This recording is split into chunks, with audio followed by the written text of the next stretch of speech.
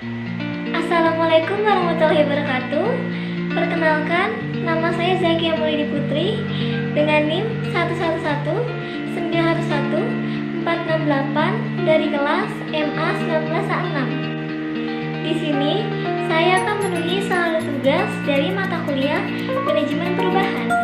Yuk kita simak videonya bareng-bareng.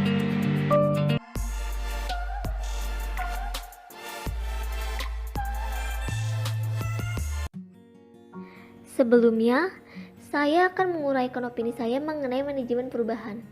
Manajemen perubahan adalah bagaimana cara kita menghadapi perubahan, serta bagaimana cara kita mengatur kondisi agar tidak cepat merasa puas. Sebab, ketika kita sudah merasa puas dalam suatu kondisi, maka itu akan memberikan siklus yang sama dalam hidup kita. Ketika kita terus hidup dalam siklus yang sama, maka akan membuat kita tidak mampu bersifat secara statis, melainkan akan terus bersifat secara dinamis. Terlebih, ketika kita sudah terjun dalam sebuah organisasi atau bahkan ruang lingkup perusahaan dengan berbagai macam karakter, wawasan, pengalaman, serta pemikiran yang berbeda-beda, di mana hal tersebut menunjukkan bahwa perubahan sangatlah penting untuk dilakukan, sebab kita sudah berpedoman dalam tujuan yang sama. Tidak menutup kemungkinan juga akan terjadinya konflik yang menyebabkan beberapa orang saling membenci akan pendapatnya, saling mengurungkan pendapatnya, tentu akan menyebabkan tidak adanya kemajuan dalam perusahaan. Maka dari itu, perubahan tidaklah harus menjadi hal yang mesti untuk ditakuti. Manajemen perubahan sangatlah penting untuk dilakukan. Namun demikian, dalam kenyataannya, proses perubahan yang terjadi tidak selalu mendapat respon yang positif. Adapun beberapa alasan adanya penolakan perubahan. Yang pertama, dapat berupa rasa takut terhadap berkurang atau hilangnya kekuasaan. Yang kedua, kehilangan keterampilan.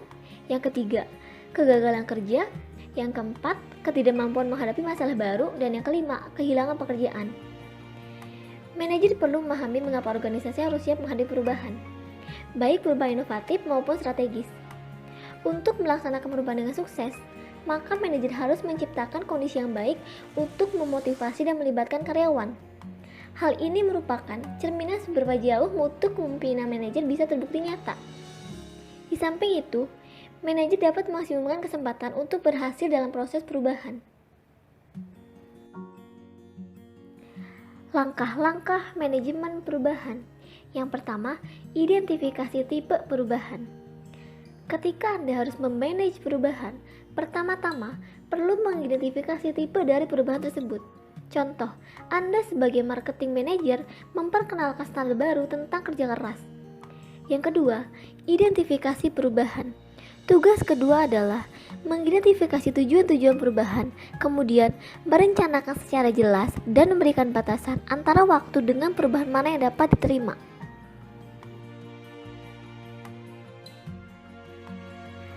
Mengapa perubahan ditolak?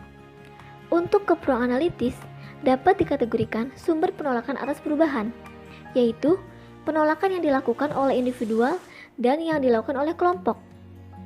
Terdapat 6 sumber penolakan atas perubahan. Yang pertama, inersia struktural, artinya penolakan yang terstruktur. Organisasi yang lengkap dengan tujuan, struktur, aturan main, uraian tugas, disiplin, dan lain sebagainya akan menghasilkan stabilitas. Jika perubahan dilakukan, maka besar kemungkinan stabilitas akan terganggu. Yang kedua, fokus perubahan berdampak luas. Perubahan dalam organisasi tidak mungkin terjadi hanya karena difokuskan pada satu bagian saja, melainkan organisasi merupakan suatu sistem. Jika satu bagian diubah, maka bagian lain pun terpengaruh olehnya. Jika manajemen mengubah proses kerja dengan teknologi yang baru tanpa mengubah struktur organisasinya, maka perubahan sulit berjalan dengan lancar. Yang ketiga, inersia kelompok kerja. Walau ketika individu mau mengubah perilakunya, norma kelompok punya potensi untuk menghalanginya. Sebagai anggota serikat pekerja, walau sebagai pribadi kita setuju atas suatu perubahan, namun jika perubahan itu tidak sesuai dengan norma serikat pekerja, maka dukungan individual akan menjadi lemah. 4. Ancaman terhadap keahlian. Perubahan dalam organisasi bisa mengancam keahlian kelompok kerja tertentu. Misalnya, penggunaan komputer untuk merancang suatu desain yang mengancam kedudukan para juru gambar. Kelima, ancaman terhadap kekuasaan yang telah mapan. Mengintroduksi sistem pengambilan keputusan partisipatif seringkali bisa dipandang sebagai ancaman kewenangan para penyelia dan manajer tingkat menengah. Keenam, ancaman terhadap alokasi sumber daya. Kelompok-kelompok dalam organisasi yang mengendalikan sumber daya dengan jumlah relatif besar sering melihat perubahan organisasi sebagai ancaman bagi mereka. Taktik mengatasi penolakan atas perubahan. Yang pertama, pendidikan dan komunikasi. Berikan penjelasan secara tuntas tentang latar belakang, tujuan, akibat dari diadakannya perubahan kepada semua pihak, serta komunikasikan dalam berbagai macam bentuk seperti ceramah, diskusi, laporan, presentasi, dan bentuk-bentuk lainnya. Yang kedua, partisipasi. Ajak serta semua pihak untuk mengambil keputusan. Pimpinan hanya bertindak sebagai fasilitator dan motivator. Yang ketiga, memberikan kemudahan dan dukungan. Jika pegawai takut atau cemas, lakukan konsultasi atau bahkan terapi, serta berilah pelatihan. Yang keempat, negosiasi. Cara lain yang bisa dilakukan adalah melakukan negosiasi dengan pihak-pihak yang menentang perubahan. Cara ini bisa dilakukan jika yang menentang punya kekuatan yang tidak kecil. Yang kelima, manipulasi dan kooptasi. Manipulasi adalah menutupi kondisi yang sesungguhnya. Misalnya, memutarbalikkan fakta agar tampak lebih menarik. Sedangkan kooptasi dilakukan dengan cara memberikan kedudukan penting kepada pimpinan yang menentang perubahan dalam pengambilan keputusan. Yang keenam, paksaan. Taktik terakhir adalah paksaan. Berikan ancaman dijatuhkan hukuman bagi siapapun yang menentang dilakukannya perubahan. 8. Prinsip perubahan. Prinsip-prinsip ini diformulasikan dalam suatu kerangka besar yang berdasarkan pengalaman. Yang pertama, menciptakan urgensi untuk berubah. Menciptakan urgensi sangatlah penting karena pada kenyataannya banyak organisasi yang telah merasa puas dengan kondisinya saat ini. Tujuan dari menciptakan urgensi untuk berubah adalah mengkaji kondisi pasar. Yang kedua, membangun koalisi yang kokoh. Mengapa koalisi diperlukan? Alasannya sederhana. Suatu perubahan butuh adanya keterlibatan dari individu-individu yang mengalami perubahan. Kata kuncinya hanya satu, keterlibatan. Individu yang merasa dilibatkan akan terpanggil untuk berkomitmen tinggi menindaklanjuti rencana perubahan yang disepakati. Yang ketiga, mengembangkan visi dan strategi perubahan. Mengembangkan visi dan strategi perubahan dengan artikulasi yang baik melalui suatu metafora yang tepat, maka akan dapat dicapai pemahaman terhadap gambaran masa depan suatu organisasi. Yang keempat, mengkomunikasikan visi perubahan. Tujuan mengkomunikasikan visi perubahan adalah untuk mendapatkan pemahaman yang sama bagi semua karyawan dan memotivasi mereka untuk bekerja sama. Yang kelima, memberdayakan langkah tindak lanjut yang pokok. Prinsip kelima ini sangatlah penting karena justru disinilah biasanya banyak perusahaan atau organisasi gagal melakukan perubahan. Disinilah nilai dari sebuah perencanaan yang praktis menjadi sangat dibutuhkan. Untuk itu, perlu ditekankan bahwa hal-hal yang direncanakan memang berisi atau terkait dengan hal-hal yang benar-benar doable, sehingga tak menjadi rencana yang muluk-muluk. Yang keenam, menciptakan quick wins.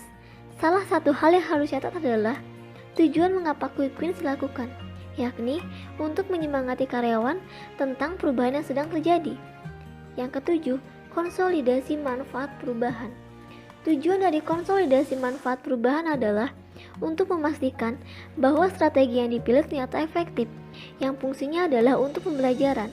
Yang kedelapan, memantapkan perubahan sebagai bagian dari budaya.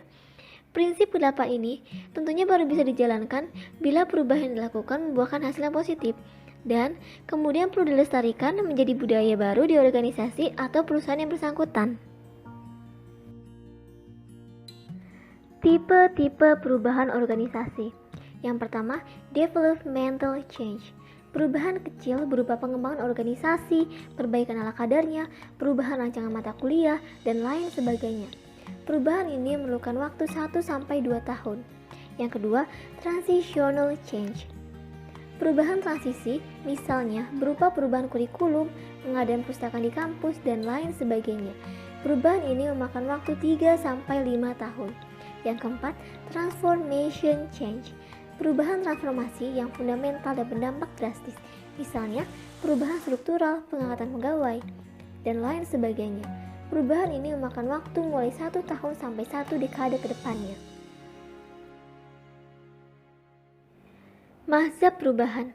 Mazhab perubahan adalah jalan atau cara peralihan dari waktu ke waktu. Dalam hal ini, kita membahas mengenai manajemen perubahan. Dan mazhab dari manajemen perubahan adalah yang pertama, manajemen tradisional.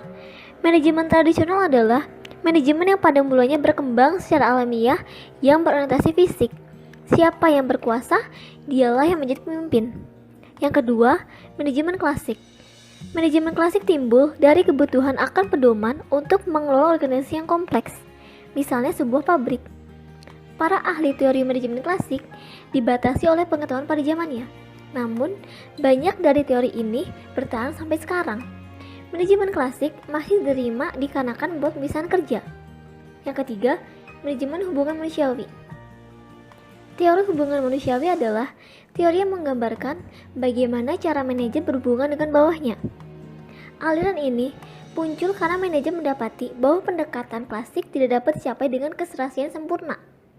Masih terdapat kesulitan di mana bawahan tidak selalu mengikuti pola tingkah laku rasional, dan perlu adanya upaya untuk mengingatkan hubungan antar manusia agar organisasi lebih efektif. Yang keempat, manajemen modern.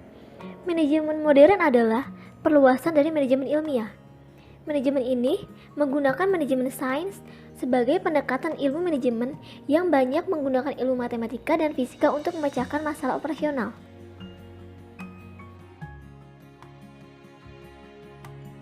Teori dan model perubahan.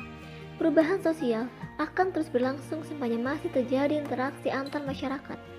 Perubahan sosial terjadi karena adanya perubahan dalam unsur-unsur mempertahankan keseimbangan masyarakat, seperti perubahan unsur geografis, biologis, ekonomis, dan kebudayaan.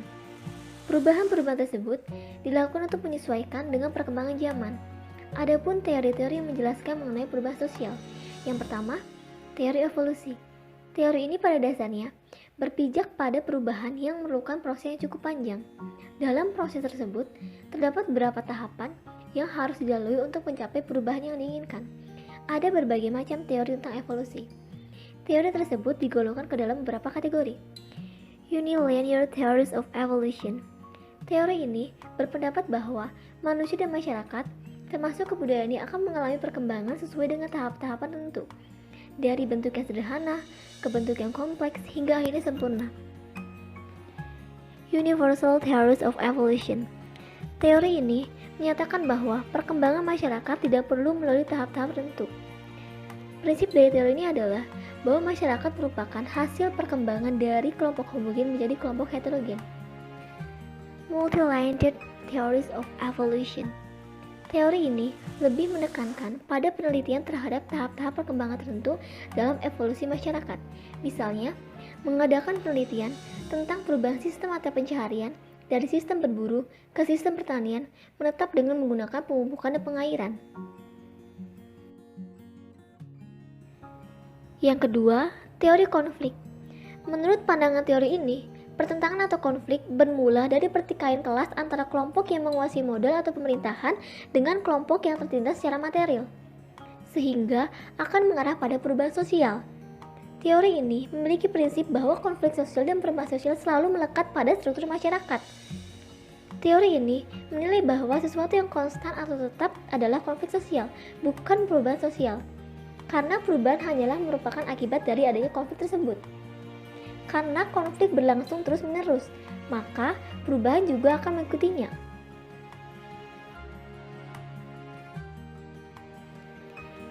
Yang ketiga, teori fungsionalis.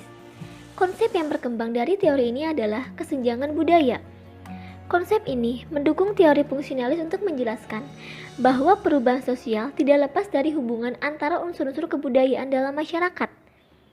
Menurut teori ini, beberapa unsur kebudayaan bisa saja berubah dengan cepat, sementara unsur lainnya tidak dapat mengikutinya. Maka yang terjadi adalah ketertinggalan unsur yang berubah secara perlahan tersebut.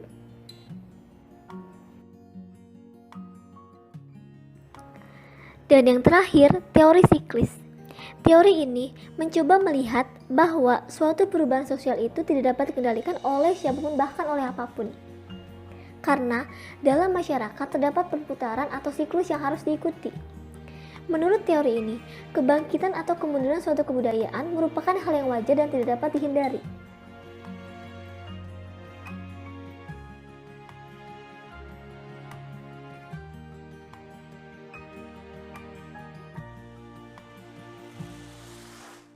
Itulah video dari saya. Terima kasih atas perhatiannya. Kurang lebihnya mohon maaf. Wassalamualaikum warahmatullahi wabarakatuh.